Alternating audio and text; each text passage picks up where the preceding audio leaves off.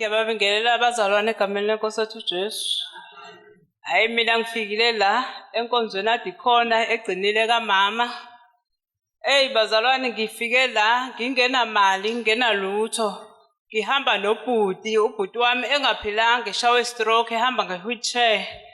Kusho ukuthi uma ngifika la angithenganga lutho olutheni engalithenganga. Ngicabanga ukuthi ngathenga ikhalenda, ngathenga usawoti, ngabese ngathenga ispirit.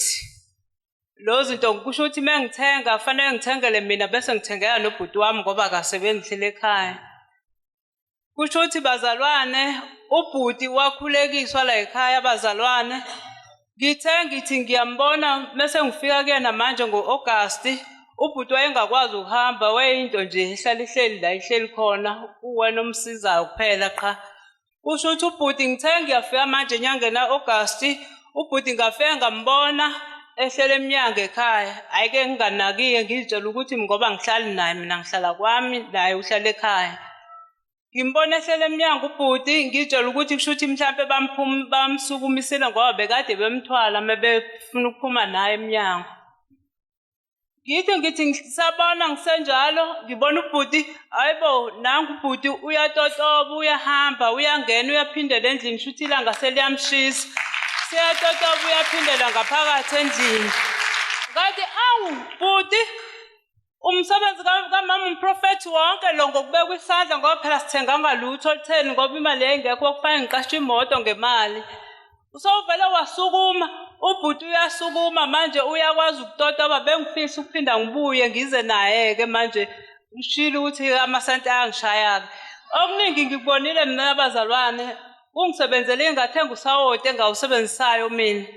Wangisebenzela kakhulu khona nezinto nje eziqaqekile kade zinzima nje zivalekile. Ngiyalibonga kakhulu ugcobo lami Prophet nibe nobaba uNdlovu.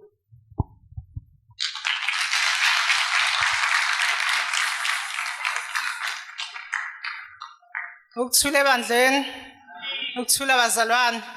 Mina igama lami kuNomthandazo kaDlamini ngisuka ezingolweni esigodini sasenkulu ukuthula ebandleni. Mina ngizela nje ngizofakaza ngensebenzelo engayithengayo yasawoti obovu ukuthula abazalwane. Le nsebenzelo yasisebenzela ekhaya lami insebenzelo yasawoti obovu.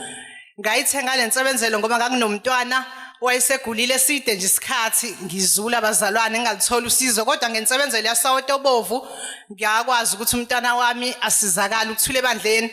Ngawuthenga ke lo sawoti obovu eofisini la ePort Shepstone kwangiyalela usisi ngamfica eofisini ukuthi ngifike ekhaya ngenze njani.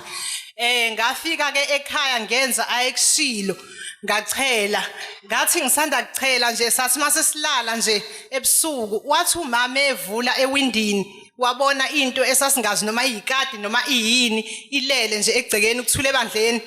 Kwathi ngelinye ilanga uma eke ngadini eyokha imfino wezwa ngento nje ingunuze engadini. Angazi ingunuziso kwani kuumuntu kodwa futhi akona umuntu akayibonanga kona wazwa nje ukuthi ikhwasha engadini ukuthula ebandleni. Engishola ukuthi nje iyasebenza abazalwane insebenzi yala ekhaya mina yangisebenzela ngiyabonga.